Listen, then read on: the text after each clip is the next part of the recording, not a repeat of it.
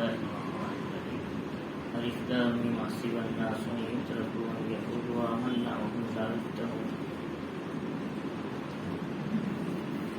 شروع کرتا ہوں اللہ کے نام سے جو بڑا مہربان نہایت رحم والا ہے. یہ سورۃ العنکبوت مکی ہے. اس کے اندر 90 پر 9 آیتیں اور 7 رکوع. یہ عنکبوت کے معنی آتے ہیں مکڑی کے، اور اللہ تعالیٰ نے اس سورت کا نام عنکبوت اس لیے رکھا کہ اس سورت کے آخری آیتوں میں یہ بتایا کہ دیکھو اللہ تعالیٰ کے علاوہ جن کی لوگ عبادت کرتے ہیں وہ کمزور ہونے میں ایسے ہی ہیں جیسے مکڑی کا گھر کمزور ہوتا ہے. وہ آسانی سے ختم ہو جاتا ہے. جتنے گھر کیڑے مکوڑے بناتے ہیں ان میں سب سے کمزور گھر مکڑی کا گھر ہے. لہذا ایسے ہی اللہ کے علاوہ جن کی لوگ عبادت کرتے ہیں وہ بھی اور ان کے خدا ایک دم کمزور ہیں، ان سے کچھ نہیں ہو سکتا. اللہ تعالیٰ نے مثال سمجھانے کے لیے یہ مکڑی کا اور مکڑی کے جالے کی مثال دی.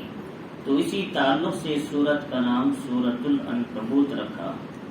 اللہ رب العزت نے اس سورت کے شروع میں یہ بتایا کہ دیکھو اگر صرف یہ کہہ دے کہ ہم ایمان لائے، اتنا کہنے سے آدمی نجات نہیں پا سکتا اور وہ چھوڑ نہیں دیا جاتا، وہ جنت کے مقام کو نہیں پا سکتا، بلکہ ان کو جنت دینے کے لیے یا ہمارے نزدیک مقام حاصل کرنے کے لیے ان کو مجاہدہ قربانی دینی پڑتی ہے. مجاہدہ اور قربانی کے بعد وہ ہمارے نزدیک محبوب بنتے ہیں اور پھر ہمیں انہی جنت کا پروانہ سناتے ہیں. لہذا اگر ہر کوئی آدمی جنت پا لیتا، صرف اتنا کہنے سے ہم مومن ہیں نہیں ہو سکتا، بلکہ صحابہ اکرام رضوان اللہ تعالی علیہم اجمعین نے ایمان لانے کے بعد مار کھائے، پتھر کھائے، تکلیف اٹھائی، کوڑے کھائے، اور ان سب قربانیوں کے بعد اللہ تعالیٰ نے ان کو جنت کا پروانہ سنایا. تو لہذا حضرت عمار رضی اللہ تعالیٰ لوگ کیسے ان کو تکلیف دیتے، حضرت بلال، حضرت یاسر کو لوگوں نے شہید کر دیا. حضرت سمیہ اسلام میں عورتوں میں سب سے پہلی شہیدہ تھی، تو انہوں نے قربانیوں کے بعد ان کو جانچا. اللہ تعالیٰ نے پرکھا، امتحان لیا، آزمائشیں دی. اس کے بعد اللہ تعالیٰ نے کہا رضی اللہ عنہم ورضوا عنہ. تو لہذا جب تک اللہ کسی کا امتحان نہیں لیتے، نہیں پرکھتے اسے، اس کا مقام اور اس کا مرتبہ اسے نہیں دیتے. تو لہذا اللہ تعالیٰ فرمانی احسب الناس، کیا لوگ یہ سمجھتے ہیں کہ یترکوا، وہ چھوڑ دیے جائیں گے، کہ یقولوا آمنا، کہ اتنا کہنے سے کہ ہم ایمان لائے، وہم لا یفتنون، کیا ان کی آزمائش نہیں کی جائے گی، ان کو جانچا جائے گا، پرکھا جائے گا.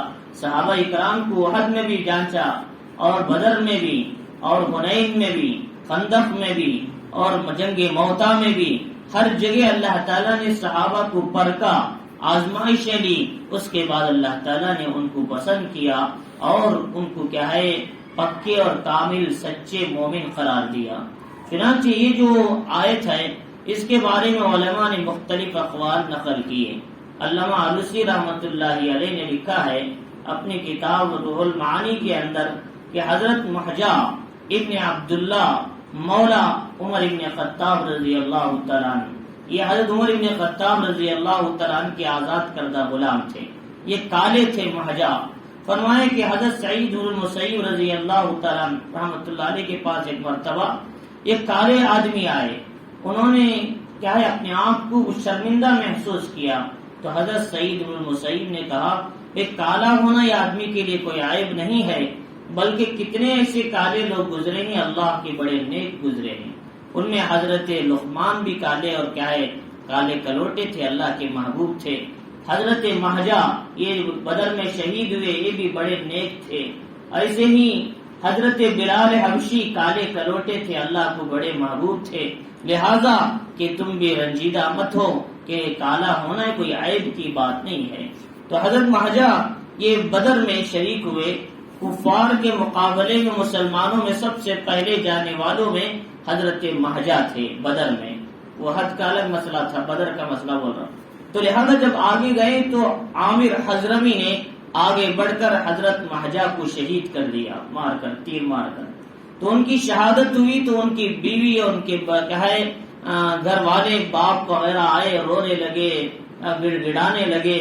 اللہ تعالیٰ نے اس آیت کو اتارا کہ دیکھو کہ تم اپنی جان، اپنی مال، اپنی اولاد کی قربانی کے بغیر صرف اتنا کہہ دیں کہ ہم ایمان لائیں اس سے جنت مل جائے گی، نہیں، بلکہ جنت ملنے کے لیے قربانی دینے کی ضرورت پڑتی ہے. جیسا کہ حضرت مہجہ نے دیا، اپنے اولاد، اپنے بچوں کی قربانی کے بعد یہ دین ہم تک آتا ہے. قرآن مجید میں فرمایا ام حسبتم ان تدخلوا الجنہ ولما یعلم اللہ الذین جاہدوا منکم، کیا تم یہ سمجھتے ہو کہ تم جنت میں داخل ہو جاؤ گے جب تک کہ ابھی ہم نے تم میں کون مجاہد ہے نہیں پہچانا.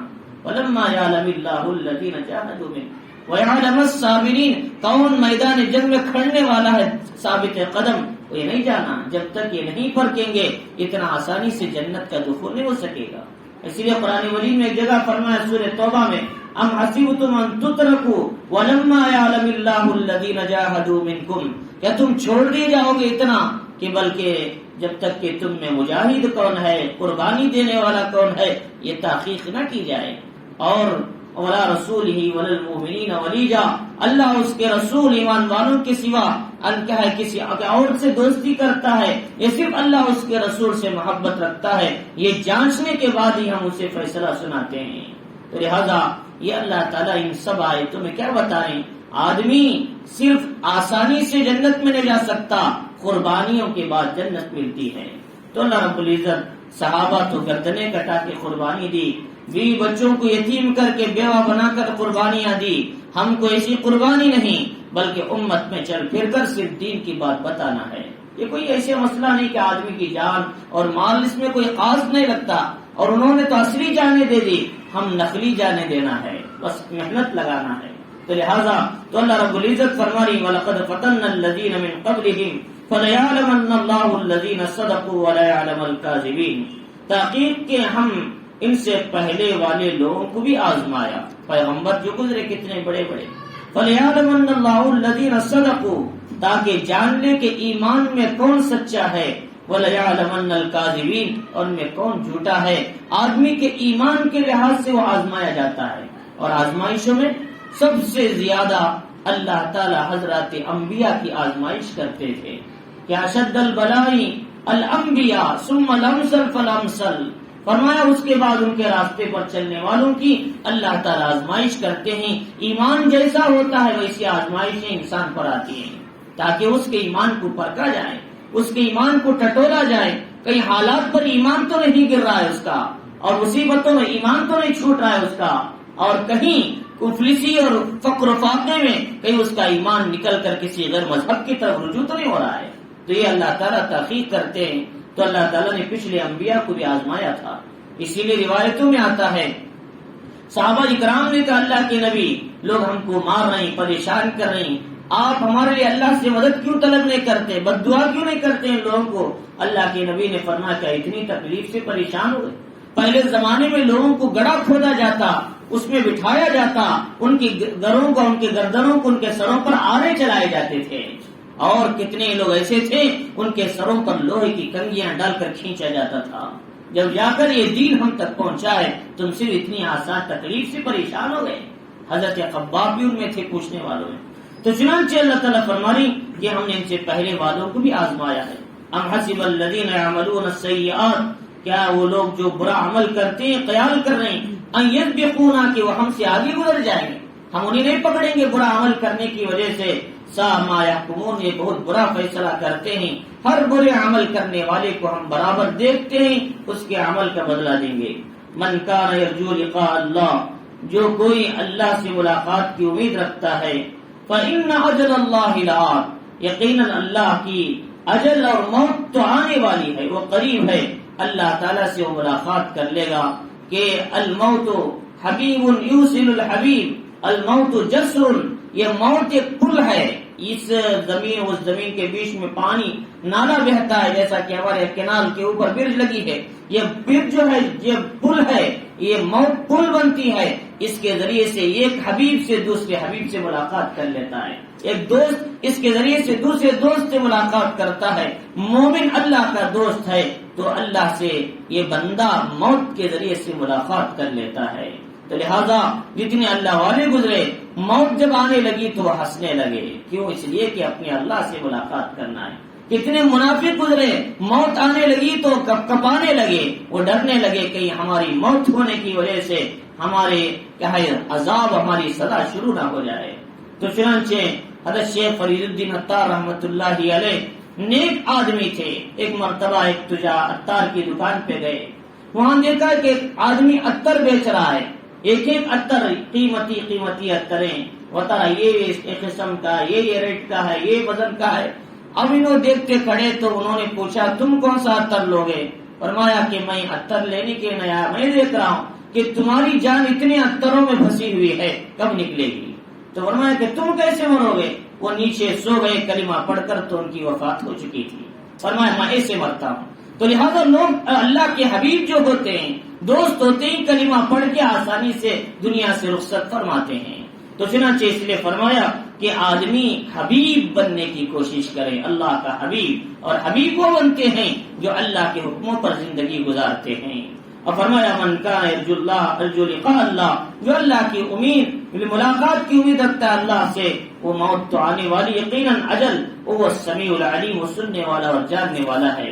ومن جاہد فانما یجاہد لنفسہ، جو کوئی مجاہدہ کرتا ہے، قربانی دیتا ہے اور کہے اللہ کے راستے میں، فرمایا وہ اپنی ذات کے فائدے کے لیے، اس سے اللہ کی شان میں کوئی اضافہ نہیں ہوتا۔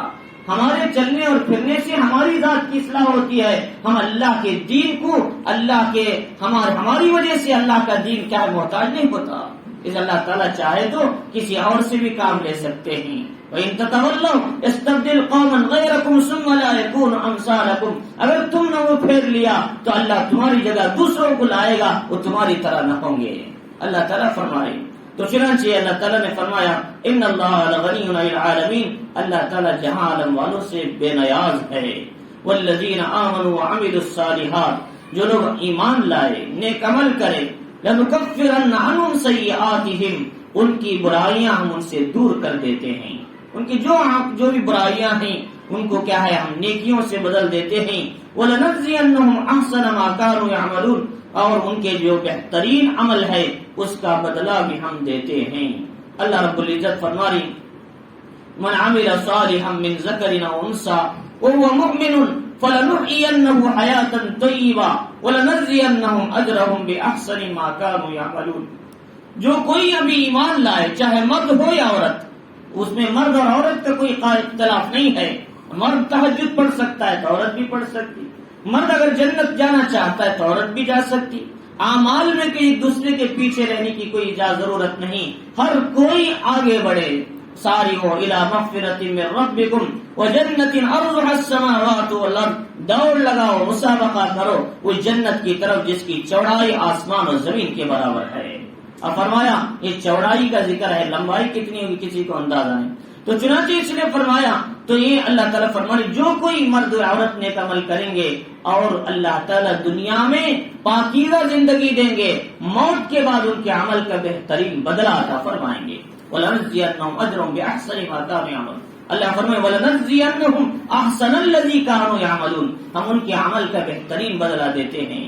فرمایا وَوَصَّيْنَا الْإِنسَانَ بِوَالِدَيْهِ حُسْنًا، اللہ تعالیٰ نے فرمایا کہ انسان اپنے ماں باپ کے ساتھ حسن سلوک کرے، جہاں بھی ماں باپ کے ساتھ حسن سلوک کا اللہ تعالیٰ کی عبادت کا ذکر آتا ہے، اطاعت کا ذکر آتا ہے، اللہ کا اصول ہے، اللہ تعالیٰ وہاں ماں باپ کے ساتھ حسن سلوک کا حکم دیتے ہیں۔ اور فرمایا وَإِن جَاهَدَاكَ، لیکن ماں باپ کی محبت اپنے دل میں ہونا چاہیے، لیکن ایمان کے مقابلے میں ان کی محبت کا بھی کوئی اعتبار نہیں۔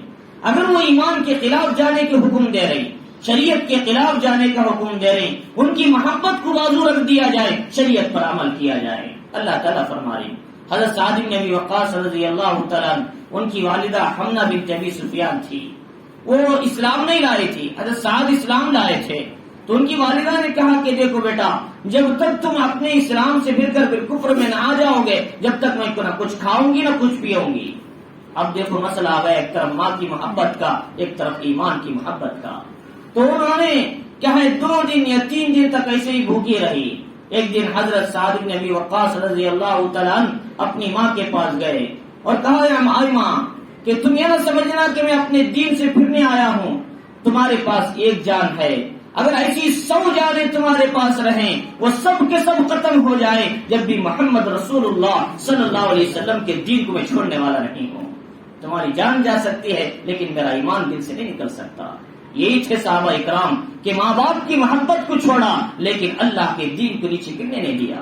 اب فرمایا اللہ تعالیٰ فرمائی وَإِن جَاهَدَاكَ لِتُشْرِكَ بِي مَا لَيْسَ لَكَ بِهِ عِلْمٌ، اگر وہ تجھ پر زور کریں کہ وہ تو میرے ساتھ شریک ٹھہرائے جس کا تجھے علم نہیں وحدانیت کا، فَلَا تُطِعْهُمَا، تو ان کی بات نہ ماننا. یہ لفظ سورہ لقمان میں بھی آیا ہے وَإِن جَاهَدَاكَ عَلَىٰ أَن تُشْرِكَ بِي مَا لَيْسَ لَكَ بِهِ عِلْمٌ فَلَا تُطِعْهُمَا وَصَاحِبْهُمَا فِي الدُّنْيَا مَعْرُوفًا وَاتَّبِعْ سَبِيلَ مَنْ أَنَابَ إِلَيَّ ثُمَّ إِلَيَّ مَرْجِعُكُمْ فَأُنَبِّئُكُم بِمَا كُنتُمْ تَعْمَلُونَ. اللہ فرمانے ہاں ان کے ساتھ اچھا سلوک تو کرو لیکن ان کی بات نہیں ماننا ایمان کے مقابلے میں، وہ کفر کی طرف بلا نہ جانا. اب فرمایا الیہ مرجعکم، تمہارا لوٹنا میری طرف ہے، فأنبئکم بما کنتم تعملون، جو کچھ تم عمل کر رہے ہو اس کے بارے میں بتا دوں گا. والذین آمنوا وعملوا الصالحات، جو لوگ ایمان لائے نیک عمل کرے، لندخلنہم فی الصالحین، اور ہم ان کو نیکوکاروں میں داخل فرمائیں گے. اوپر بھی ایک لفظ ہے والذین آمنوا وعملوا الصالحات لنکفرن عنہم سیئاتہم، وہاں ایک طرز آیا. دوسرا طرز والذین آمنوا وعملوا الصالحات لندخلنہم فی الصالحین، 2 مرتبہ آیا. پہلے جو گنہگار تھے انہوں نے اصلاح کیا، ایمان لائے، اللہ ان کے گناہوں کو معاف فرمائیں گے. دوسرا جو ایمان لائے، جو نیکوکار تھے، اللہ ان کو صالحین میں شامل فرمائیں گے، بلند مقام عطا کریں گے. سورہ فاتر میں 3 طبقات کا ذکر کیا، ومنهم سابق بالخیرات باذن اللہ، ومنهم مقتصد، ومنهم کہا ہے ان میں سے ایک جماعت تو کیا ہے درمیانی ہے، ایک جماعت ابتدائی ہے، ایک جماعت سابق بالخیرات ہے. یہ سابق بالخیرات کون ہیں؟ فرمایا وہ صالحین لوگ ہوں گے جنہوں نے ایک لمحہ بھی خدا کی نافرمانی نہ کی ہوگی، وہ بغیر حساب کی جنت میں داخل ہوں گے. تو فرمایا اللہ صالحین میں ان کو داخل فرمائیں گے، ایمان کے ساتھ عمل کے ساتھ، اور اس میں لگ جائیں گے تو اللہ تعالیٰ ان کو نیک صالحین بنائیں گے. اب فرمایا والذین ومن الناس من یقول آمنا باللہ، اور لوگوں میں سے بعض وہ لوگ ہیں جو ہم اللہ پر ایمان لائے، کہتے ہیں ہم اللہ پر ایمان لائے. فَإِذَا أُوذِيَ فِي اللَّهِ، اللہ کے راستے میں جب انہیں مجاہدہ کیا جاتا، تکلیف دی جاتی، جعل فتنة الناس كعذاب اللہ، وہ لوگوں کی طرف سے ملنے والی آزمائش کو اللہ کا عذاب سمجھتے ہیں، وہ سمجھ کر دین سے پھر جاتے ہیں. ذری مصیبتیں آ گئی، تکالیف آ گئی کفار کی طرف سے یا اپنے خلاف مذاہب کی طرف سے، لوگ دین کو ہی چھوڑ دیتے ہیں. وہ سمجھتے ہیں اللہ کا عذاب، ایسا نہیں، بلکہ دین پر ثابت قدم رہنا، مصیبتوں پر تکلیف پر پھر ایمان لانے کے بعد کفر میں جانا ایسے ہی برا ہو جیسے جہنم میں جلنا برا ہو. تو لہذا اس کو اللہ تعالیٰ فرماتے ہیں میں اسے حلاوت ایمان عطا فرماؤں گا. اللہ رب العزت شریف میں آتا ہے. چنانچہ تو تکالیف آنے پر ایمان کو ہاتھ نہ چھوڑنے دینا. وَلَئِن جَاءَ نَصْرٌ مِّن رَّبِّكَ، اور آپ کے پروردگار کے جب مدد آئے گی، لَيَقُولُنَّ، وہ لوگ کہیں گے اِنَّا كُنَّا مَعَكُمْ، ہم تمہارے ساتھ ہیں. لیکن جب کفر کی طرف سے ظلم ہوا، اچانک ایمان سے بازو ہٹ گئے اور لڑائی کو چھوڑ دیا، اور جب پھر اللہ تعالیٰ کی مدد آئی، مسلمان کامیاب ہو گئے، وہ منافق آئے جو جنہوں نے ہاتھ چھوڑ دیا تھا، وہ کہنے لگے ہم بھی تمہارے ساتھ ہیں.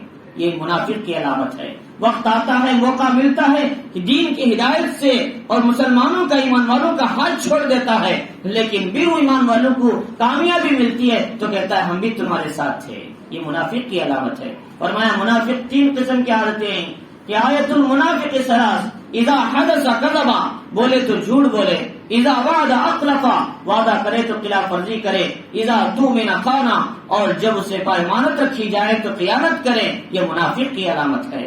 چنانچہ منافق وعدہ کرتا ہے تو وعدے کے خلاف ہو جاتا ہے. مدینے میں بنو قریظہ تھے، بنو نذیر تھے، بنو قینقاع تھے، بنو نذیر یہ تو معاہدے سے دور ہونے کی وجہ سے خیبر چلے گئے، اور بنو قریظہ مدینے میں رہتے ہوئے نبی کا ساتھ رہتے ہوئے انہوں نے عین جنگ کے موقع پر کفار کے ساتھ جا کر مل گئے، صحابہ کو تنہا چھوڑ دیا۔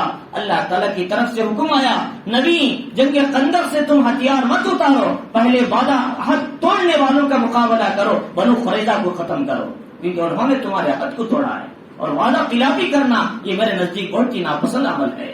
اللہ تعالیٰ نے فرمایا تو چنانچہ تو ایمان والے کی عادت یہ ہے وہ کبھی راستہ نہیں چھوڑتے ایمان کا، وہ کسی حال میں ایمان کے راستے سے پیچھے نہیں ہٹتے۔ اللہ تعالیٰ فرمانے والے صلی اللہ بعالم بما فی صدور العالمین کہ اللہ تعالیٰ جہاں عالم والوں کے دلوں میں کیا ہے وہ نہیں جانتا۔ اللہ تعالیٰ خوب جانتے ہیں انسانوں کے دلوں میں کیا ہے، اندر کیا چھپاتے ہیں، ظاہر کیا کرتے ہیں، بلکہ اللہ کا علم ہماری شہرت سے بھی زیادہ قریب ہے، ہمارے ہر عمل کو دیکھ رہا ہے۔ تو چنانچہ اس لیے فرمایا کہ آدمی اپنے عقائد کو، اپنے اعمال کو درست کریں، یہ نہ سمجھے کہ میرا کوئی عمل نہیں دیکھ رہا، ایسا نہیں، اللہ ہمارے عمل سے واقف ہے۔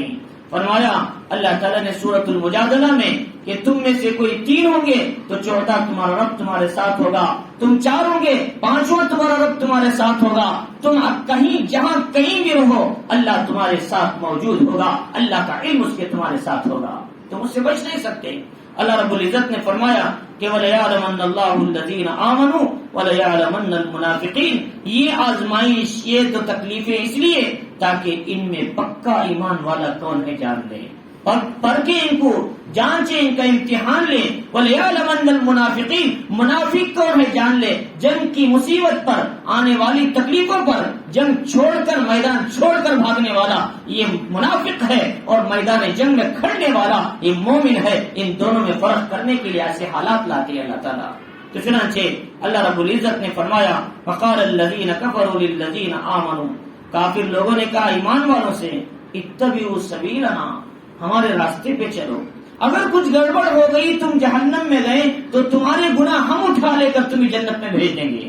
یہ کافر لوگ کہتے تھے، ایسا کہ آج دنیا میں کہتے ہیں بھئی ہماری اتباع کرو، ہمارا دامن پکڑ لو، کچھ ہو جائے تو ہم تمہیں جنت میں بھیجیں گے۔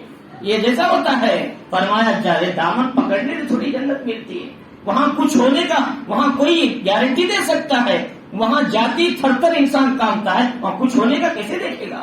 فرمایا کہ فرشتے جو اللہ کے ساتھ 24 گھنٹے رہتے ہیں اللہ کے علم کے ساتھ، وہ فرشتے بھی قیامت کے دن اپنی زبانوں پر تالا لگا لیں گے، انسان کیا بات کرے گا؟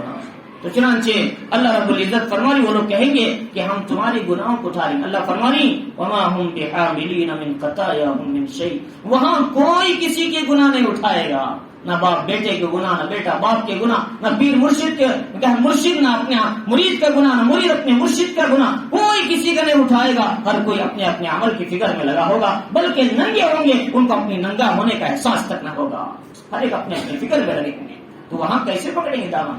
تو چنانچہ اس لیے فرمایا کہ یہ سب دھوکہ ہے، ایسی بات میں نہ ہو، شیطان بھی کہے گا، دوست بھی کہیں گے، گمراہ کے راستے پر ڈالنے والی بھی کہیں گے، لفظ بھی کہے گا میں تمہارے ساتھ ہوں، شیطان کہے گا میں تمہارے ساتھ ہوں، اور شیطان کے پیچھے چلنے والے کہیں گے ہم تمہارے ساتھ ہیں، ہم تمہیں بچا لیں گے، کوئی نہیں بچا سکے گا۔ اللہ کے نبی علیہ الصلوۃ والسلام فرمایا اے بنو زہرا، اے بنو ہاشم، اور کہیں تم اس فکر میں نہ رہ جانا محمد صلی اللہ علیہ وسلم تمہیں بچا لیں گے، ہرگز نہیں، عمل کرو، عمل کے ذریعے سے تم کامیاب ہوں گے، بھائی تمہیں نہیں بچا سکتا، اللہ کے نبی کیوں نہیں بچا سکتے؟ امام الانبیاء محمد الرسول اللہ صلی اللہ علیہ وسلم، جن کے اللہ تعالیٰ نے آسمانوں کے اوپر بلایا، فرشتے جہاں تک نہیں جاتے اس سے آگے آپ نے سفر کیا، اللہ کے محبوب تھے، آپ ہی کہہ رہے ہیں کہ میں نہیں بچا سکتا، میں تمہارا کچھ نہیں کر سکتا، حضرت ابراہیم کہتے ہیں اپنے ابا سے میں تمہارا کچھ نہیں کر سکتا، حضرت عیسیٰ علیہ السلام کہہ رہے ہیں، تو اتنے بڑے بڑے انبیاء کہہ رہے ہیں میں تمہارے لیے کچھ نہیں کر سکتا، تو آج کا کوئی آدمی کہے کہ میں تمہیں بچا لوں گا تو کتنا بڑا دھوکہ ہے۔ فرمایا اس لیے انبیاء جب نہیں بچا سکتے اپنے لوگوں کو، تو اللہ رب العزت فرما رہی کہ وَلَيَحْمِلَنَّ أَثْقَالَهُمْ وَأَثْقَالًا مَّعَ أَثْقَالِهِمْ، اور فرمایا کہ لوگ اپنا بوجھ تو اٹھائیں گے، وَأَثْقَالَهُمْ مَعَ أَثْقَالِهِمْ، اپنے بوجھ کے ساتھ دوسروں کے گناہ کا بوجھ بھی اپنے اوپر ڈال لیں گے. یہ تو ان کے بوجھ تو ان پر رہے گا، اس کے ساتھ ایک بوجھ ان کو بھی ملے گا. جیسا کہ حضرت آدم علیہ السلام کے بیٹے میں سے سب سے پہلے گناہ کا راستہ قتل کا قابیل نے ڈالا. دنیا میں جہاں بھی قتل ہوتا ہے گناہ قاتل کو ملتا ہے، لیکن اس کے حصہ اسے حابیل کو بھی ملتا ہے. ایسے جو لوگ گمراہ کیا وہ گمراہ ہونے والے کو تو ملے گا، لیکن اس کا کچھ حصہ گمراہ کرانے والے کو بھی ملے گا. گمراہ ہونے والے کو بھی ملے گا، گمراہ کرانے والے کو بھی کچھ حصہ ملے گا. من سن سنتا سیئتا فلہ وزرها ووزر من عمل بها، جو کوئی غلط راستہ ڈالتا ہے اس پر لوگ چلتے ہیں، جیسے ان کو گناہ ملتا ہے راستہ ڈالنے والے کو بھی ملتا ہے. تو چنانچہ لیکن اچھا راستہ ڈالتا ہے، جو لوگ چلتے ہیں ان کو نیکیاں ملتے ہیں، ان کی نیکیوں میں کچھ کمی نہیں ہوتی. اچھا راستہ ڈالنے والے کو بھی نیکیاں ملتے ہیں. تو چنانچہ اس لیے فرمایا کہ آدمی چاہیے کہ اچھا راستہ ڈالے. فرمایا وَلَا يُسْأَلُنَّ يَوْمَ الْقِيَامَةِ عَمَّا كَانُوا يَفْتَرُونَ، اور قیامت کے دن ان کے بارے میں جو سوال ضرور بھی ضرور کیا جائے گا جو لوگ افترا پردازی کرتے ہیں اور کیا ہے اللہ کے بارے میں جھوٹ بولتے ہیں یا ادھر ادھر کی باتیں اپنی طرف سے گڑھ کر بولتے ہیں. اللہ تعالیٰ نے پھر حضرت نوح علیہ السلام کا ذکر کیا کہ وَلَقَدْ أَرْسَلْنَا نُوحًا إِلَىٰ قَوْمِهِ، ہم نے نوح علیہ السلام کو ان کی قوم کی طرف بھیجا تھا. فَلَبِثَ فِيهِمْ أَلْفَ سَنَةٍ إِلَّا 50 عَامًا، وہ ان میں یہ 50 کم 1000 سال ان کے درمیان رہ کر دعوت دیا. 1000 سال، 40 سال میں آپ کو نبوت ملی اور 950 سال آپ نے دعوت دی. طوفان کے بعد 60 سال آپ زندہ رہے، گویا آپ کی پوری عمر 1050 سال تھی. تو حضرت نوح علیہ السلام سے پوچھا آپ کی عمر اتنی لمبی کیسے گزری؟ فرمایا کہ ایک گھر کے 2 دروازے ہیں، ایک گھر میں گھسا دوسرے گھر سے باہر نکل گیا. اتنی سادی نظر آئی کیونکہ ان کو موقع ہی نہیں تھا کہ آرام کرنے کا، بستر پہ سونے کا، ایئر کنڈیشن کمروں کا، اچھا کھانے کا، اچھا پینے کا. جو 950 سال 300 سے زیادہ زندگی امت کی ہدایت میں گزر گئی مار کھاتے ہوئے. ان کو کہاں موقع ملا؟ تو لہذا تو حضرت نوح علیہ السلام کی پوری زندگی مار کھانے میں گزر گئی، امت کو ہدایت کی طرف بلانے میں. اور تھی بچی کچھ 100 سال کی زندگی ایک تو نبوت کی ملنے کی ابتدائی زندگی میں گزری، ایک طوفان کے بعد کے حالات میں گزر گئی.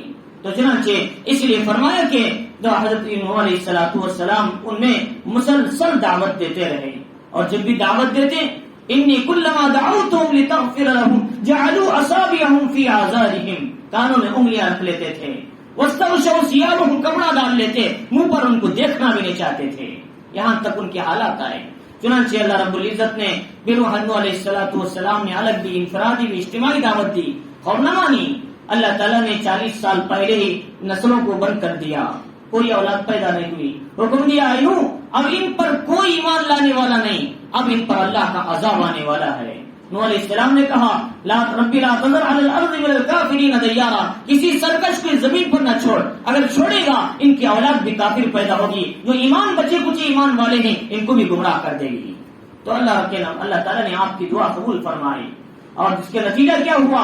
طوفان آیا 6 مہینے کا مسلسل چلا اور 10 محرم کو ختم ہوا، رجب کی ابتدا ہوئی تھی. تو چنانچہ مسلسل طوفان کے بعد پوری زمین آسمان ایک ہو گیا پانی سے. اللہ تعالیٰ نے پھر جودی پہاڑ پر لے جا کر عراق کے شمال کے مشرقی حصے میں کیا ہے جودی پہاڑ پڑتا ہے، وہاں کے کنارے پہ لے جا کر اللہ نے کشتی کو ٹھہرا دیا. اور یہ 10 محرم کی تاریخ تھی، یہ کشتی وہاں پر لنگر انداز ہوئی اور حضرت موسیٰ علیہ السلام آئے. پھر اس کے بعد آپ کی 3 بیٹوں سے نسل انسانی چلی، اور لیکن اس میں بھی آپ کی بیوی، آپ کا بیٹا ایک دوسری بیوی تھی آپ کی نافرمان تھی. اللہ تعالیٰ نے اس عذاب میں ان کو بھی تباہ کر دیا. اور نوح علیہ السلام نے کہا قال یا رب، کہا ہے قال یا رب انہ من اہلک، انہوں نے کہا اللہ میرے گھر والے ہیں. اللہ نے کہا قال یا نوح انہ لیس من اہلک، یہ تیرے گھر والے نہیں ہیں، اس لیے کہ انہوں نے ایمان ہی لگایا. جب ایمان نہیں تو تیری نسبت ان سے کیسے ہو سکتی ہے؟ اگرچہ کہ دیکھنے میں بیوی ہے، اگرچہ کہ دیکھنے میں بیٹا ہے، لیکن ایمان نہیں ہے تو تیری اور ان کے درمیان کوئی نسبت باقی نہیں ہے. چنانچہ اللہ تعالیٰ نے ان کو ختم کر دیا اور اسی طوفان میں کنعان بھی چلے گیا، ان کی بیوی بھی چلے گئی. تو چنانچہ اللہ رب العزت نے فرمایا فَأَنْجَيْنَا وَأَصْحَابَ السَّفِينَةِ، ہم نے ان کو اور کشتی والوں کو بچا لیا، 40 سے 80 آدمی تھے اور اس میں کچھ جانور بھی تھے اس میں وغیرہ وغیرہ۔ وَجَعَلْنَاهَا آيَةً لِلْعَالَمِينَ، ہم نے اس کو عالم والوں کے لیے نشانی بنایا۔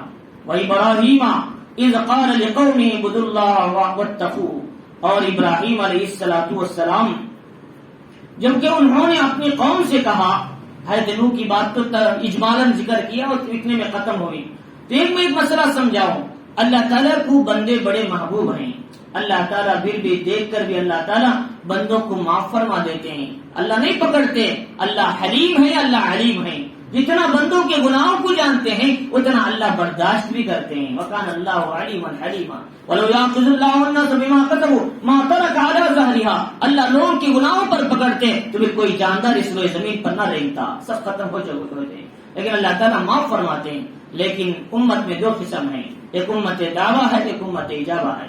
ہم کون ہیں؟ امت اجابہ ہیں، ہم حضور کی دعوت کو قبول کیا مسلمان ہیں۔ ایک امت دعویٰ ہے، ابھی ایمان قبول نہیں کی، وہ کافر ہیں، لیکن وہ بھی اللہ کے بندے ہیں، وہ بھی نبی کی امت ہے، کافر نبی کی امت سے باہر نہیں ہیں، لہذا اللہ تعالیٰ کو وہ بھی محبوب ہیں۔ اسی لیے بعض اللہ تعالیٰ کہ وہ جو بندے کافر ہیں اللہ کی طرف جھکتے ہیں، اللہ ان کی آنکھوں سے پردے ہٹا کر انہیں ہدایت عطا فرماتے ہیں، لیکن جو اللہ کی طرف نہیں جھکتے ان کی جہنم ان کو ایسی باقی رہتی ہے۔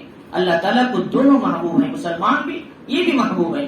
ہاں اتنی بات ہے، مسلمانوں کو کافروں سے دوستی نہ کرنے کا حکم اس لیے دے رہے ہیں تاکہ ان کے غلط اثرات مسلمانوں میں نہ آ جائے، ورنہ تو پھر اللہ تعالیٰ کو غیر محبوب نے ایسا نہیں، اللہ ان کو بھی پسند کرتے ہیں۔ اسی لیے اللہ تعالیٰ یکساں طور پر دنیا میں ایمان والوں کو بھی کھلا رہے، کافروں کو بھی کھلا رہے۔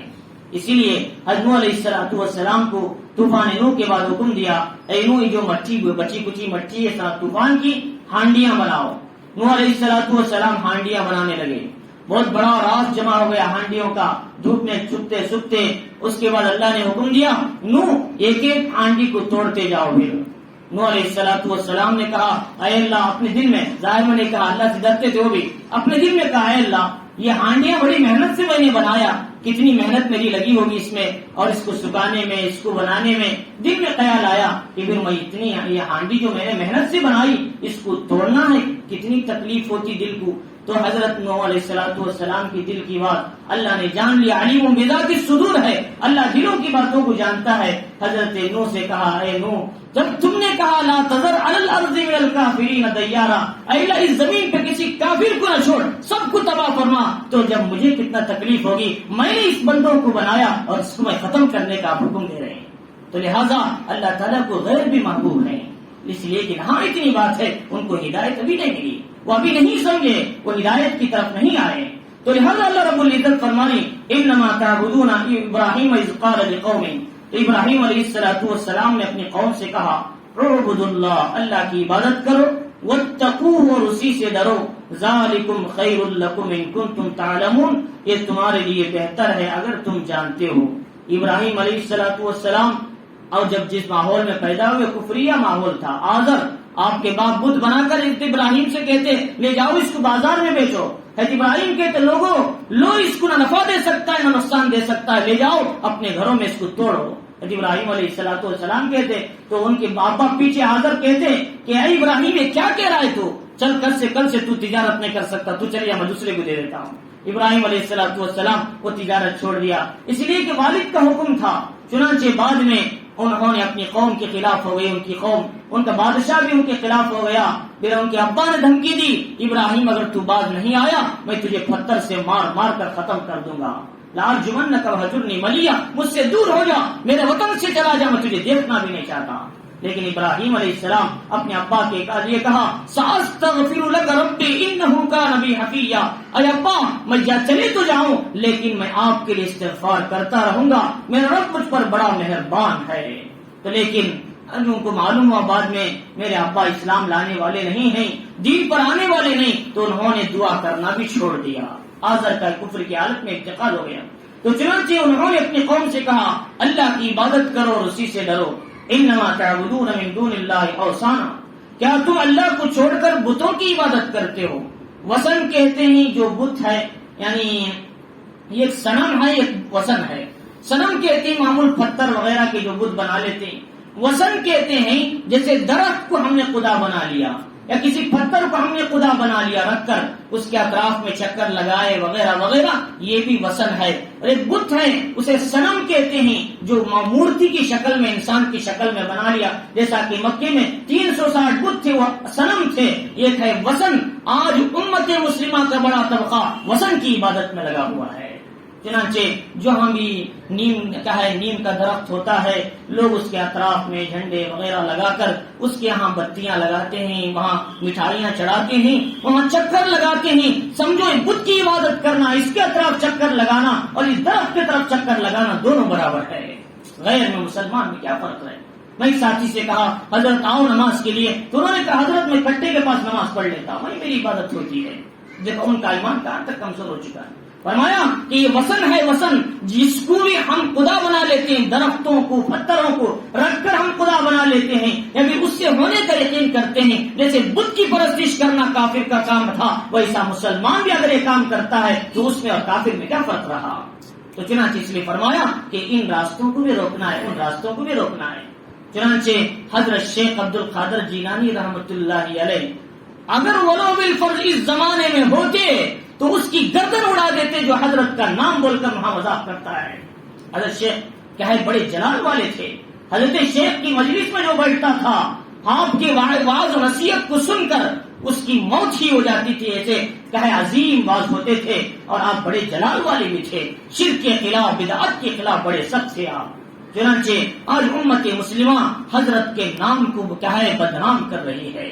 حضرت جیسی علمی شخصیت اور علم تفسیر علم حدیث میں بغداد میں آپ کا کوئی ثانی نہیں تھا. آپ وہ علم و حدیث امت کو دیا کرتے تھے اور 30 سال بغداد کے جنگلوں میں پتے کھا کر اللہ کی محبت کو حاصل کیا تھا جب جا کر اللہ کے ولی بنے تھے.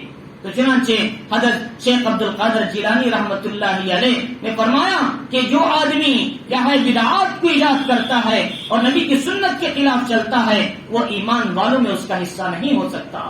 تو چنانچہ یہ سارے مواعظ فیوز یزدانی کے اندر تفصیل سے موجود ہیں. تو چنانچہ فرمایا کہ وثن کی بھی عبادت، یہ بھی وثن بھی بت ہے. فرمایا وَتَخْلُقُونَ إِفْكًا اپنے طرف سے تم کہے گڑھ کر اسے پیدا کرتے ہو، یعنی بنا لیتے ہو، جسے تم خدا بنا لیتے ہو، جس سے ہونے کا یقین کر لیتے ہو. إِنَّ الَّذِينَ تَعْبُدُونَ مِن دُونِ اللَّهِ تم اللہ کے علاوہ جس کی تم عبادت کرتے ہو لَا يَمْلِكُونَ لَكُمْ رِزْقًا وہ نہ تمہارے رزق کی ملکیت رکھتے ہیں، مالک ہیں. فَابْتَغُوا عِندَ اللَّهِ الرِّزْقَ بلکہ رزق تو اللہ کے پاس ملتا ہے، ان بتوں کے پاس نہیں ملتا. وَاعْبُدُوهُ اسی کی عبادت کرو، وَاشْكُرُوا لَهُ اس کا شکر ادا کرو. إِلَيْهِ تُرْجَعُونَ اور تم سب کے طرف اسی کی طرف رجوع کیے جاؤ گے، تم کو اسی کی طرف لوٹنا ہے. لہذا کہ ان بتوں سے کچھ نہیں ہوتا. یہاں شادیاں مانگنا، یہاں اپنی منتیں مانگنا، یہاں اپنی ضرورتیں مانگنا، یہاں روزی مانگنا، یہاں کاروبار مانگنا، یہاں اولاد مانگنا، یہ سب کا سب حرام ہے، شرک ہے، گناہ ہے. لہذا یہاں سے نہیں ملتا. میں دینے والی ذات وہ ہے، نظر نہیں آتی لیکن تمہارے پاس تمہارا رزق پہنچ جاتا ہے. اللہ تعالیٰ فرمائی. تو اللہ رب العزت نے فرمایا وَإِن تُكَذِّبُوا فَقَدْ كَذَّبَ أُمَمٌ مِّن قَبْلِكُم. تو ابراہیم علیہ السلام کی تھوڑی سی مختصراً تفصیل. فرمایا اگر تم جھٹلائے گئے اے نبی تو تم سے پہلے بہت سے امتوں کو، بہت سے پیغمبروں کی ان کی امتوں نے بھی جھٹلایا ہے. حضرت نوح کو، حضرت موسیٰ کو، حضرت ابراہیم کو، حضرت عیسیٰ کو، ہر قوم نے ان کے پیغمبروں کو جھٹلایا. اور فرمایا وما علی الرسول الا البلاغ المبین رسول کے ذمے تو صاف صاف پہنچا دینا ہے. رسول کے ذمے، پیغمبر کے ذمے تو صاف صاف بتا دینا ہے. ہدایت پر آنا نہ آنا یہ اللہ کی طرف سے فیصلے ہوتے ہیں. اور فرمایا اولم یروا کیف یبدئ اللہ الخلق اور یہ لوگ اللہ تعالیٰ فرمانی کہ یہ لوگ نہیں دیکھتے اللہ تعالیٰ ابتدائی آفرینش کیسے کرتا ہے انسان کی. انسان کو ابتدان اللہ کیسے پیدا کرتا ہے، کیا انسان نہیں دیکھتا؟ وہ کہے نطفے سے خون کا کیا لوتھڑا بنا، یعنی گڈھا بنا، اس سے گوشت کا لوتھڑا بنا، پھر اس سے ہڈیاں بنی، اس پر چمڑا چڑھا، خوبصورت انسانی شکل دیا. اللہ تعالیٰ نے کیا انسان اللہ کی ابتدائی پیدائش کو نہیں دیکھتا؟ اللہ تعالیٰ 3 اندھیریوں میں بچے کو پیدا کر رہا ہے، وہاں کوئی لائٹ کا انتظام نہیں، وہاں کوئی کام کرنے والا نہیں، بس اللہ کی ذات، اللہ کی قدرت اس کے اندر کار فرما ہے۔ بال بن رہی، ناخن بن رہی، ہاتھ کی لکیریں بن رہی، اور بچے کے آنکھ بن رہی، پلک بن رہی، پیر کی چھوٹی چھوٹی انگلیاں بن رہی، ناخن بن رہی، یہ اللہ کا نظام ہے، 3 اندھیریوں میں کاریگری کر رہی ہے۔ تو چنانچہ اس پر انسان غور نہیں کرتے۔ اللہ بغیر نقشے کے انسان کو پیدا کرتا ہے، تو پھر اللہ تعالیٰ انسان کو روزی نہیں دے سکتا، اللہ تعالیٰ اولاد نہیں دے سکتا، اللہ تعالیٰ تمہاری حاجتوں کو پورے نہیں کر سکتا، اس خدا کو چھوڑ کر اس خدا کی بنائی ہوئی مخلوق پتھر اور درخت کے پیچھے کیوں دوڑ رہے ہو؟ اللہ تعالیٰ فرما رہی اور فرمایا ثم یعیدہ، دوبارہ وہی خدا انسان کو موت دے کر دوبارہ اٹھاتا ہے قیامت کے دن۔ ان ذالک علی اللہ یسیر، اللہ تعالیٰ پر یہ موت دینا اور پیدا کرنا یہ انتہائی آسان کام ہے، کوئی مشکل نہیں۔ ما خلقکم ولا بعثکم الا کنفس واحدہ، تم سب کو مار دینا، تم سب کا زندہ کرنا دوبارہ ایک انسان کو مارنے اور زندہ کرنے کی طرح ہے، آسان ہے میرے لیے۔ اللہ تعالیٰ فرما رہی قل سیروا فی الارض، اللہ فرما رہی زمین میں چلو اور پھرو، فانظروا کیف بدأ الخلق، اللہ نے کس طرح مخلوق کو پیدا کیا ابتداءً، ثم اللہ انشئ النشأۃ الآخرہ، پھر دوبارہ ان کو اٹھائے گا قیامت کے دن۔ ان اللہ علی کل شیء قدیر، اللہ تعالی ہر چیز پر قادر ہے۔ یعذب من یشاء ویرحم من یشاء، جس کو چاہتا ہے عذاب دیتا ہے، جس پر چاہتا ہے رحم فرماتا ہے۔ وإلیہ تقلبون، اور تم سب اسی کی طرف لوٹائے جاؤ گے اور پلٹا دیے جاؤ گے۔ تو چنانچہ اللہ تعالیٰ کسی کو اعمال رہنے کے باوجود بھی اس کی نافرمانیوں پر پکڑ کر اس کے اعمال کو خالی کر کے جہنم میں بھیج دیتا ہے۔ کسی کے پاس اعمال کا ذخیرہ کچھ نہیں ہے، لیکن اللہ کی محبت ہے اور اللہ کے لیے کبھی ایک کلمہ پڑھا ہے، کسی وقت ڈرا ہے، اللہ اس چھوٹے سے عمل کو رکھ کر بھی اللہ تعالیٰ اسے عذاب دیے بغیر رحم کر کے جنت میں بھیج دیتے ہیں۔ یہ اللہ کی ذات ہے۔ تو چنانچہ اللہ رب العزت کے یہاں اعمال کر کے اکڑنا بھی نہیں، اعمال نہ کر کے مایوس بھی نہیں ہونا، عمل کرتے رہنا۔ آدمی عمل کر کے اکڑنا نہیں، مجھ سے بڑا علامہ کوئی ہے نہیں، عبادت گزار۔ اسی لیے داؤد علیہ السلام کے پاس اللہ نے حکم بھیجا، بحر الدمو میں علامہ ابن قیم رحمۃ اللہ علیہ نے لکھا ہے، داؤد علیہ السلام کے پاس اللہ نے وحی بھیجی کہ اے داؤد، لوگوں کو جو عبادت کرنے والے ہیں، راتوں میں تہجد پڑھنے والے ہیں، میرے مقربین ہیں، ان کو ڈراؤ، اور جو میرے گنہگار ہیں، جو گناہ کرتے ہیں، ان کو خوشخبری سناؤ۔ ایک جب یہ بات ہوئی تو حضرت داؤد علیہ السلام گھبرا گئے، بھائی نیکوکاروں کو ڈرانے کی کیا بات ہے، وہ تو آلریڈی عبادت کر رہے ہیں، اور گنہگاروں کو خوشخبری سنانا کہ ان کو تو ڈرانا ہے، وہ گناہ کر رہے ہیں۔ فرمایا نیکوکاروں سے کہہ دو وہ عبادت کر کے کہیں تکبر میں نہ آ جائے، اس سے بڑا کوئی ہے نہیں، کیونکہ میری جنت میں عبادت کی بنیاد پر نہیں آتا، عبادت میری رضا کے لیے ذریعہ ہے، میں اپنی محبت سے، اپنی رضا سے اسے جنت میں داخل کرتا ہوں۔ اور فرمایا گنہگاروں سے کہنا گناہ کر کے مایوس نہ ہو جانا، بلکہ میں تمہارے گناہ سمندر کے جھاگوں کے برابر ہو لیکن شرک نہ کرتے ہو، میں تمہیں معاف کر کے جنت میں داخل کرتا ہوں، لیکن میری رحمت سے مایوس نہ ہونا۔ آ جانا میرے دربار میں، میں نے بڑے بڑے بنی اسرائیل کے عابدوں کو، جنہوں نے ایک لمحہ بھی بغیر گناہ کے نہیں گزارا، ان کو میں نے معاف کر دیا۔ تم کون سے بڑے گنہگار ہو، آ جاؤ، چھوٹے بڑے گناہ تمہارے ہو چکے ہوں گے، لیکن میں معاف کر کے تمہیں جنت میں داخل کرتا ہوں۔ تو چنانچہ حضرت وحشی، حضور کے چچا کا یہ شہید کرنے والے، جن کے جسم کے 11 ٹکڑے کیے، آپ کے سینے کو چاک کر کے دل نکالا، حضرت وحشی جیسی شخصیت کو اللہ نے معاف کیا، تو آج کا گنہگار اتنا بڑا تو نہیں ہو سکتا۔ تو چنانچہ اس لیے فرمایا کہ اللہ تعالیٰ فرمانے جسے چاہتے ہیں رحم کرتے ہیں، جسے چاہتے ہیں اعمال ہونے کے باوجود بھی پکڑ کر کے اسے عذاب دیتے ہیں۔ اللہ رب العزت نے فرمایا وَمَا أَنْتُمْ بِمُعْجِزِينَ فِي الْأَرْضِ وَلَا فِي السَّمَاءِ، لیکن تم نافرمانی کر کے جری بن کر مجھے کون پکڑے گا، اس نیت سے تم زمین اور آسمان میں کہیں بھاگ کر مجھے ہرا نہیں سکتے۔ کہاں جاؤ گے؟ سمندر میں جاؤ تو میری سمندر ہے، آسمان میرے کنارے میں جاؤ میرا آسمان ہے، زمین کے کنارے جاؤ میری زمین ہے، دنیا کے کونے کونے میں چلے جاؤ وہاں پر میری قدرت کا حکم چلتا ہے، تو تم بھاگ کر کہاں جاؤ گے؟ اور فرمایا کہ وما لکم من دون اللہ من ولی ولا نصیر، تمہارا اللہ کے سوا کوئی ولی، مددگار اور دوست نہیں ہے۔ اگر تمہیں پناہ مل سکتی ہے تو اللہ کے دربار میں ہی پناہ مل سکتی ہے۔ والذین کفروا بآیات اللہ، جو لوگ اللہ کی آیتوں سے کا انکار کرتے ہیں، ولقائہ، اللہ سے ملاقات کے منکر ہیں، اولئک یئسوا من رحمتی، یہ وہ لوگ ہیں جو میری رحمت سے مایوس ہو چکے ہیں، اولئک لهم عذاب علیم، ان کے لیے دردناک عذاب ہے۔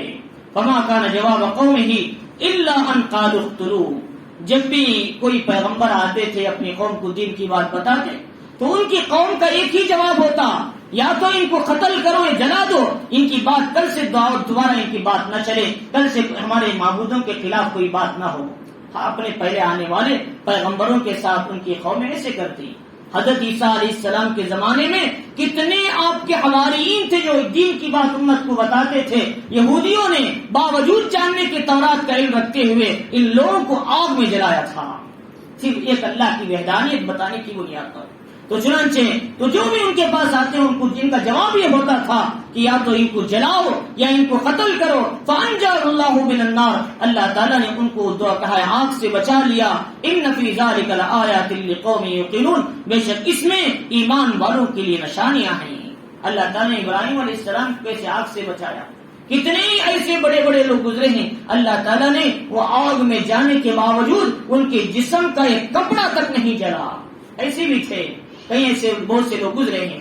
تو چنانچہ اللہ رب العزت فرمانے وقال انما اتخذتم من دون اللہ اوثانا، کیا تم اللہ کے علاوہ بتوں کو تم خدا بنا لیا، مودتم بینکم فی الحیات الدنیا، کہ تمہاری دنیاوی زندگی میں تقرب کا، محبت کا، اللہ تک جانے کا ذریعہ بن جائے۔ یعنی لوگوں سے کہتے کہ تم لوگ ان بتوں کی عبادت کیوں کرتے ہو، تو کہتے ہم بتوں کی عبادت نہیں کر رہے ہیں، ان بتوں سے اللہ تک پہنچنے کے لیے بیچ میں راستہ بنا لیتے ہیں۔ اللہ فرمانے میرے پاس آنے کے لیے آڑ راستہ کچھ بھی نہیں ہے، ایک بندے مومن کے دل میں ہوتا ہوں، جب چاہے مانگ سکتا ہے، جب چاہے توبہ کر سکتا ہے، میں ڈائریکٹ سنتا ہوں، تمہاری دعاؤں کو قبول کرتا ہوں۔ اللہ تعالیٰ فرمانے قرآن مجید میں۔ تو چنانچہ اس لیے فرمایا کہ یہ بیچ میں واسطہ بنانے کی کوئی ضرورت نہیں ہے، لہذا کہ واسطہ، یہ واسطہ اگر وسیلے کی شکل میں ہے جائز، اگر یہ واسطہ خدا کی شکل میں ہے تو ناجائز۔ یہ جتنے کفار یعنی جو لوگ کہتے تھے کہ ہم بیچ میں واسطہ ہے، ان کی ہم عبادت نہیں کرتے، ان کے عبادت کر کے ان سے یہ اللہ کو راضی کرتے پھر اس سے ہمیں خدا ملتا ہے، یہ واسطہ غلط واسطہ تھا۔ اگر کوئی آدمی کہ دنیا میں ہے اور وہ آدمی جو نیک تھے، اللہ والے تھے، دنیا سے چلے گئے، لیکن ایمان کی حالت میں گئے، اعمال کی حالت میں گئے، کامیاب گئے، تو ان کا واسطے سے دعا کرنا جائز ہے، وسیلے سے دعا کرنا جائز، لیکن ان کو ہی بیچ میں خدا تک پہنچنے کا ذریعہ سمجھنا حرام ہے۔ وسیلہ جائز ہے، جیسا کہ حضرت عباس رضی اللہ تعالیٰ عنہ کے وسیلے سے عمر رضی اللہ تعالیٰ عنہ کے زمانے میں دعا کی، اے اللہ بارش نہیں ہو رہی، تنگی آ گئی ہے، ہر طرف کھیت سوکھ گئی نہیں، پانی کا انتظام نہیں، اے اللہ تیرے نبی کے چچا تھے عباس، اے اللہ ان کے وسیلے میں بارش عطا فرما۔ روایتوں میں آتا ہے اللہ نے موسلادھار بارش عطا فرمائی۔ تو وسیلہ مانگنا جائز ہے، وسیلے کا مطلب یہ ہے کہ اے اللہ یہ نیک بندے تھے تیرے، ان کے نیک اعمال کے نتیجے میں ہماری دعا کو بھی قبول فرما، یہ جائز ہے۔ لیکن ڈائریکٹ ان سے کہنا کہ آپ ہی ہمیں ہماری دعا قبول کرو، آپ ہی ہماری حاجتیں پورے کرو، آپ ہی ہماری ضرورتیں پورے کرو، آپ ہی اولاد دے دو، آپ ہی مشکل کشا ہیں، آپ ہی حاجت روا ہیں، یہ وسیلہ نہیں، یہ خدا بنانا ہے، یہ ناجائز ہے۔ تو چنانچہ اس لیے فرمایا حیثیت کو سمجھنا ہے، وسیلہ کسے کہتے ہیں، خدا کسے کہتے ہیں، حیثیت کو سمجھیں گے تو لوگوں کا سمجھنا آسان ہوگا، حیثیت نہ سمجھنے کی وجہ سے لوگ آج گمراہ ہو رہے ہیں۔ تو چنانچہ اللہ والوں کے پاس جاتے ہیں، لوگ پوچھتے ہیں کہ ہم کسی اللہ والے کی نیک اعمال کی وسیلے سے دعا کر سکتے ہیں، کوئی مسئلہ نہیں، لیکن ان کو خدا سمجھ کر ان سے ڈائریکٹ مانگنا بہت بڑا گناہ حرام ہے۔ اور اس کے بعد یہ بتایا اللہ رب العزت نے ثم یوم القیامت یکفر بعضکم ببعض، پھر وہ قیامت کے دن جن کی محبت کی دعوے کرتے تھے دنیا میں یہ ہمارے محبوب ہیں، ان سے ہم اللہ تک پہنچتے ہیں، وہ قیامت کے دن وہ خود انکار کر دیں گے، یہ پتھر انکار کریں گے، یہ جتنے لوگ اللہ کے سوا جن کی عبادت کرتے تھے سب کے سب انکار کریں گے۔ اے اللہ ہم نے کبھی بھی ان کو ہمارے سامنے جھکنے کے لیے نہیں کہا تھا، زبردستی انہوں نے ہمارے سامنے جھکا تھا، اے اللہ ان کو سزا دے، چنانچہ قیامت کے دن کو پکڑ کر سزا دی جائے گی۔ تو چنانچہ اللہ رب العزت فرما رہی کہ اس کے بعد اعلان بعضکم بعضا، آپس میں ایک دوسرے پر لعن کریں گے، جب یہ دیکھیں گے کہ ان کے خلاف ان کے معبودان باطلہ جی ان کے خلاف ہیں تو کہیں گے تمہارا ناس ہو، تم نے ہمیں دنیا میں کیوں گمراہ کیا؟ وہ کہیں گے ہم نے گمراہ نہیں کیا، تم نے شیطان کی بات سن کر آئے تھے، تمہارا انویٹیشن جو دینے والا تھا شیطان تھا، تم نے اس کے انویٹیشن کو کیوں قبول کیا؟ تمہیں چاہیے تو تھا ایک طرف محمد الرسول اللہ صلی اللہ علیہ وسلم انویٹیشن دے رہے تھے، خدا تمہیں بلا رہا تھا، ان کی چھوڑ کر تم نے غلط راستے کی دعوت پر کیوں آئے؟ کیا تمہیں پتا نہیں تھا قرآن کا انویٹیشن کیا تھا، حدیث کا انویٹیشن کیا تھا، کیا دعوتیں تھی؟ کیا تم نے نہیں سنا؟ شیطان کا انویٹیشن غلط ہے، خدا بارہا قرآن میں فرمایا، پھر بھی تم سے اس کی دعوت کیوں قبول کیا؟ یہ کہیں گے قیامت کے دن کیا ہے وہ جو لوگ جن کی عبادت کرتے تھے، اللہ تعالیٰ فرمائیں گے وما وماواکم النار، تمہارا ٹھکانہ دوزخ ہے، وما لکم من ناصرین، اور تمہارا کوئی مددگار نہیں ہے۔ تو اللہ رب العزت نے آگے بتایا فآمن له لوط، تو لہذا لوط علیہ السلام کیا ہے اس پر ایمان لائے ہیں اللہ تعالیٰ پر، وقال انی مہاجر الی ربی، انہوں نے کہا میں اپنے رب کی طرف ہجرت کرتا ہوں، انہ العزیز الحکیم، اللہ غالب اور حکمت والا ہے۔ حضرت ابراہیم پر ایمان لانے والوں میں آپ کی بیوی حضرت سارہ تھی، عراق میں بابل کے اندر آپ کے بھتیجے حضرت لوط تھے، ان کے علاوہ کوئی ایمان نہیں لایا۔ آپ بھی ملک شام کی طرف ہجرت کرنے لگے، اس وقت لوط علیہ السلام نے ان پر ایمان لائے اور اللہ تعالیٰ پر ایمان لا کر انہوں نے ہجرت کیا ملک شام کی طرف حضرت ابراہیم علیہ السلام کے ساتھ۔ وَوَهَبْنَا لَهُ إِسْحَاقَ وَيَعْقُوبَ، اللہ فرمانی جب یہ ہجرت کرنے لگے تو انہوں نے دعا کی رب هَبْ لِي مِنَ الصَّالِحِينَ، اے اللہ مجھے ایک لڑکا عطا فرما، یہ میری نبوت کے راستے کو لے کر چلے۔ تو اللہ تعالیٰ نے فرمایا اے ابراہیم تم کو صرف حبل صالحین ہی نہیں دیں گے، نیکوکاری لڑکا نہیں دیں گے، بلکہ علم والا لڑکا بھی دیں گے۔ پہلے اسماعیل دیں گے، اس کے بعد اسحاق عطا کریں گے، پھر تمہاری نسل میں شعیب علیہ السلام جیسے پیغمبر کو بھی پیدا کریں گے۔ اللہ تعالیٰ نے فرمایا کہ وَوَهَبْنَا لَهُ إِسْحَاقَ وَيَعْقُوبَ، ہم نے ابراہیم علیہ السلام کو اسحاق اور یعقوب دیا۔ وَجَعَلْنَا فِي ذُرِّيَّتِهِ النُّبُوَّةَ، ہم نے ان کی ذریت میں نبوت کو چلایا، والکتاب، اور کتابیں بھی دی۔ اور حضرت ابراہیم کی نسل میں حضرت موسیٰ تھے، حضرت عیسیٰ تھے، حضرت داؤد تھے، ان سب کو کتابیں ملی، یہ کن کی نسل سے ہیں؟ حضرت ابراہیم علیہ السلام کی نسل سے ہیں۔ وَآتَيْنَاهُ أَجْرَهُ فِي الدُّنْيَا، ہم نے دنیا میں بھی ان کو اجر دیا۔ وَإِنَّهُ فِي الْآخِرَةِ لَمِنَ الصَّالِحِينَ، اور آخرت میں بھی نیکوکاروں میں سے ہوں گے۔ تو لہذا اللہ رب العزت نے ان آیتوں کے اندر پہلی بات تو یہ بتائی کہ سورۃ العنکبوت میں کہ آدمی چاہیے کہ ایمان پر قائم رہنے کے لیے، جنت کے حصول کے لیے اللہ تعالیٰ بندوں کو آزماتے ہیں، کون ایمان میں پکا ہے، کون میرے راستے پر مضبوط کھڑتا ہے، کون کیا ہے گمراہی کے راستوں کی طرف نکل جاتا ہے، اللہ تعالیٰ یہ جانچتے ہیں، اس کے بعد انہیں اپنی محبت کا، اپنی رضا کا پروانہ سناتے ہیں، ایسا کہ اللہ نے صحابہ کو آزمائشوں میں ڈال کر ان کو جانچا، ان کا امتحان لیا، اس کے بعد اللہ تعالیٰ نے انہیں جنت کی خوشخبری سنائی۔ اور اس کے بعد یہ بتایا اللہ رب العزت نے کہ دیکھو اپنے ماں باپ کے ساتھ اس نے سلوک کرو، لیکن جب ایمان کا اور اپنے ماں باپ کی محبت کا دونوں کا مقابلہ ہو، ایسی صورت میں کہ وہ اگر تمہیں کفر کی دعوت دیں تمہارے ماں باپ اور تم ایمان لا چکے ہو، ایسی صورت میں ماں باپ کی محبت کو بھی ٹھکراؤ لیکن ایمان کو دل سے مت نکالو۔ اللہ تعالیٰ نے قرآن مجید میں فرمایا۔ اور اس کے بعد یہ بتایا کہ دیکھو کہ دنیا کے اندر حالات آتے ہیں، مصیبتیں آتے ہیں، ان حالات میں جم کر کھڑنا دین کے قاتل یہی اصل مومن کی علامت ہے، ورنہ ان حالات میں پھسل جانا اور ایمان چھوڑ دینا، باطل کا ساتھ دینا، یہ منافق کی علامت ہے، کبھی ان راستوں پر نہ جانا۔ جیسا کہ آج بھی ایسے کچھ ایسے لوگ ہیں جو کیا ہے اسلام کے خلاف سازشیں کر رہے ہیں، جو قرآن کے خلاف، احادیث کے خلاف اور اسلام مسلمان نام رکھ کر وہ کفر کا ساتھ دے رہے ہیں، لہٰذا وہ منافقین کی فہرست میں داخل ہیں۔ لہٰذا انہی میں چند روز پہلے ایک آدمی جس نے کہا کہ قرآن مجید کی 26 آیتوں کو نکال دیا جائے، حالانکہ وہ کلمہ پڑھتا ہے لیکن دوسری طرف قرآن کا بھی انکار کرتا ہے۔ اور اس کے بعد یہ بتایا کہ دوسری طرف یہ بتایا اللہ رب العزت نے حضرت نوح علیہ السلام کی قربانی سمجھائی، انہوں نے اپنی قوم کو کیسے دعوت دی، ابراہیم علیہ السلام نے کیسے قربانیاں کی، اور اس کے بعد اللہ نے بتایا دیکھو اللہ کو چھوڑ کر کسی اور کی عبادت نہ کرو، قیامت کے دن جن کے تم عبادت کرتے ہو، جن کو خدا سمجھتے ہو، وہ خود انکار کر دیں گے اے اللہ ہم نے کبھی ان کو ہماری عبادت کے لیے نہیں کہا تھا، بلکہ انہوں نے ظلماً ہماری طرف آئے تھے، ہم کو پریشان کیا۔ اللہ رب العزت ہم سب کو ان آیتوں کو سمجھنے، اس کے مضامین پر عمل کی توفیق عطا فرمائے۔